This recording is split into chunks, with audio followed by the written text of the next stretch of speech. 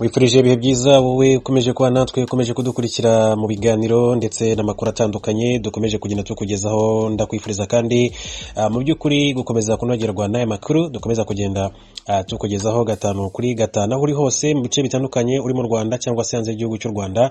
Reka mwifurize ibihe byiza. Hanyuma rero mu Rwanda ibintu bikomeje kuba bibi cyane kubirebana n'icyorezo cya COVID-19 kuko gikomeje kugenda gifata indi ntera. Ni nyuma y'uko birumvikana leta y'u Rwanda yaje gufata ingamba zigamije koroshya amabwiriza yo kwirinda iki cyorezo cya COVID-19 kugira ngo n'ubuzima bukomeze cyane. Nyuma y'uko kandi hari harakozwe amasesengura atandukanye cyane cyane inzego zishinzwe ubuzima bigatangazwa biciye mu byemezo by'inama minisitiri kugira ngo abantu bakomeze n'ubuzima busanzwe ariko ari nako bubahiriza amabwiriza yo kwirinda icyorezo cya COVID-19 kugira ngo ibintu birusheho kugenda biba byiza cyane muri rusange.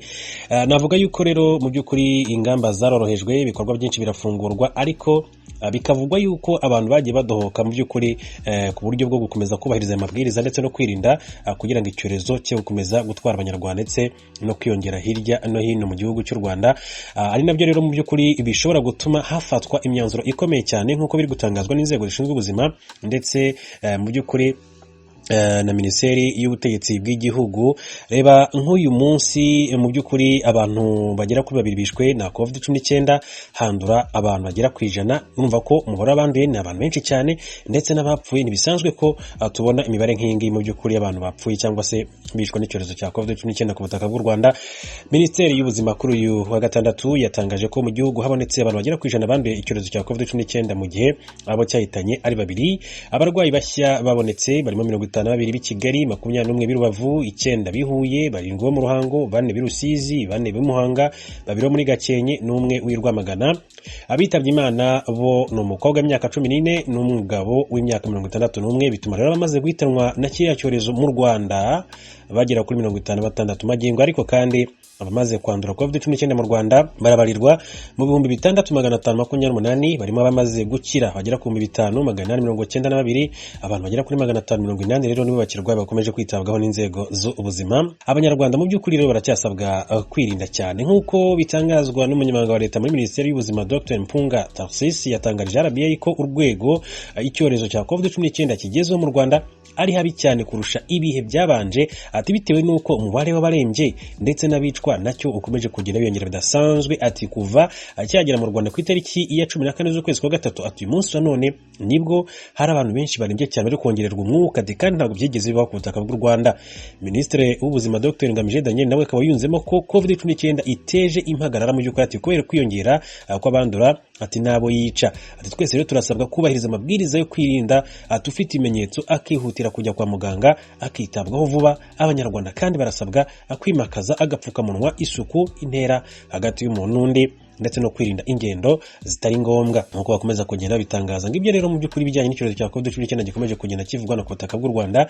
Navuga ko icyorezo cyahageze bivuga ko giturutse ku muhinde wari uvuye i Mumbai. Mu by'ukuri niwe bwa mbere cyagaragayeho, ariko bishatse kuvuga ko wenda ashobora kuba n'abandi bari banduye wenda batigeze bahita ako kanya. Ariko mu by'ukuri ni icyorezo kimaze igihe mu Rwanda. Navuga ko cyahungabanyije ubukungu bw'igihugu cy'u Rwanda. Gusa ku bijyanye no guhungabanya ubukungu bwo ntabwo ari umwihariko w'igihugu cy'u Rwanda gusa, kuko ibihugu byose yaba mu karere yaba ku isi yose muri rusange byagizweho ingaruka n'iki cyorezo cya COVID-19 bitewe n'uko ubuhahirane bwari bwahagaze, ingendo zidakorwa, imipaka yarafunzwe na n'ubu myinshi iracyafunzwe, ariko wenda ingendo zo mu kirere zo zarasubukuwe. Ariko navuga yuko mu by'ukuri ni icyorezo cyatitije isi ku bijyanye no guhungabanya ubukungu mu buryo bukomeye cyane. Ubukungu bwarangiritse ndetse uyu munsi wa none ibihugu nubwo bavuga ngo cyagiye kigabanuka, ariko ingaruka z'iki cyorezo bivuga ko zishobora kumara imyaka igera kuri 5 ibihugu bigihangana nazo, cyane ko cyanatumye abantu benshi batakaza akazi. Uyu munsi wa none baracyahangana no kureba uko bakongera kwibaka ubundi bushya. Ni icyorezo cya COVID-19 bivuga ko gifite amamuko mu gihugu cy'Ubushinwa cyane cyane mu mpera z'umwaka ushize wa 2019, ariko gitangira gukwirakwira isi muri rusange mu ntangiriro z'umwaka wa 2020. Navuga yuko umwaka wa 2020 ushobora kuba ari umwe mu myaka mibi isi yagize mu buzima bwayo. Hari ubushakashatsi buherutse gukorwa na kaminuza yo muri Leta Zunze Ubumwe za Amerika igaragaza yuko mu by'ukuri umwaka wa 2020 wabaye umwaka mubi cyane. Ati kuva isi yabaho, wenda nubwo ari ubushakashatsi butemeranyijwe n'abantu batandukanye, ariko mu by'ukuri ikigaragarira buri muntu wese ni uko iki cyorezo cyabaye kibi ndetse cyahungabanyije ibintu byinshi cyane, gituma imibereho ya muntu igenda nabi, kandi mu by'ukuri n'umwaka abantu benshi bari bitezemo ibintu byinshi cyane, bari bitezemo impinduka nyinshi cyane. Urugero nko ku gihugu cy'u Rwanda, abantu batekerezaga ko 2020 mu by'ukuri ari vision veni, abantu batekerezaga ko ari umwaka ushobora kuzaba mwiza cyane, saba amata n'ubuki, ariko siko byagenze. Reka duce muri Repubulika ya Demokarasi ya Kongo, mubwire ko umuyobozi w'umujyi wa Mbuji Mayi yitandukanyije n'ishyaka rya Joseph Kabila. Umuyobozi w'umujyi wa Mbuji Mayi witwa Louis Dor Ntumba Tsiapota kuri uyu wa gatanu tariki ya 11 Ukuboza 2020 yatangaje ko aseze mu ishyaka rya PPRD rya Perezida Joseph Kabila. Mu kiganiro yagiranye n'itangazamakuru iwe mu rugo, yagize ati urebye uko ibintu bimeze ubu, reka mbabwire uko ntekereza kuri ubu. Ati ukuri kwanjye, ati icyerekezo cyanjye ndetse no kwizirika kuri Kasai y'Uburasirazuba, ubutaka bwanjye kavukire ndetse na Kongo yanjye yabasogokuruza, ati batagira aho baba mu myaka 60. Ati bintera kubabwira ibi bikurikira. Icyambere, ntangaje ukwegura kwanjye mu ishyaka ry'abaturage riharanira kwiyubaka na demokarasi kwejo. Ati kuwa kane tariki ya 10 Ukuboza 2020, ati ndatangaza ku mugaragaro ko shyigikiye kandi nifatanyije bidasubirwaho n'ubumwe bwera bwa Repubulika burangajwe imbere na nyakubahwa Felix Antoine Tshisekedi Tshilombo, perezida wa Repubulika ya Demokarasi ya Kongo. Louis Dor Ntumba Tsiapota yavuze ko yatengushywe n'ihuriro rya FCC kashe ryari ritegerejweho kuzanira ibyishimo abaturage ba Kongo, ariko ryahindutse urukurikirane rw'intambara kuri perezida wa Repubulika. Nk'uko iyi nkuru dukesha Radio Okapi ikomeza ibivuga, bwana Tsiapota ashingiye ku burenganzira bwe yafashwe icyemezo cyo guhitamo ikindi cyerekezo. Yaboneyeho guhamagarira abanyapolitike bose gushyigikira umugambi w'umukuru w'igihugu kuko agiteze amaboko, yiteguye kwakira abo bose bafite umutimanama wo gukora ibyiza. Nk'uko yakomeje kugenda abivuga, ni muri Repubulika Iharanira Demokarasi ya Kongo hamaze n'iminsi hari umwuka mubi hagati y'impuzamashyaka ya FCC ya Joseph Kabila ndetse n'impuzamashyaka ya CAC ya perezida uriho Felix Antoine Tshisekedi. Ni impuzamashyaka, mu by'ukuri ni umwuka mubi wanaganishaga no kuri coup d'etat ashobora gukorerwa perezida Felix Antoine Tshisekedi, ariko mu by'ukuri abakurikirana hafi politiki bakavuga ko bigoye cyane. Navuga ko rero yagiye atsinda n'ibitego byinshi cyane by'umutwe mu by'ukuri perezida Felix Antoine Tshisekedi, nyuma y'uko wari presidente w'inteko ishinga amategeko yegujwe kuri uyu mwanya. Bikavuga yuko mu by'ukuri ibintu bigenda byiza cyane kurushaho kuri perezida Felix Antoine Tshisekedi wa Repubulika Iharanira Demokarasi ya Kongo. Reka dukomeze n'andi makuru avugwa hirya no hino. Abarundi bahahungiye mu murwa mukuru i Kigali ejo bibutse ababo biciwe Bujumbura ku matariki ya 11 na 12 z'ukwezi kwa 12 mu mwaka wa 2015. Icyo gihe igisirikare cya leta y'u Burundi cyavuze ko cyarwanyaga umwanzi kica bagera kuri 80. Gusa barokotse ubwo bwicanyi abishwe basanzwe mu duce batuyemo. I Kigali ni inkuru ya Pierre Claver niyo nkuru.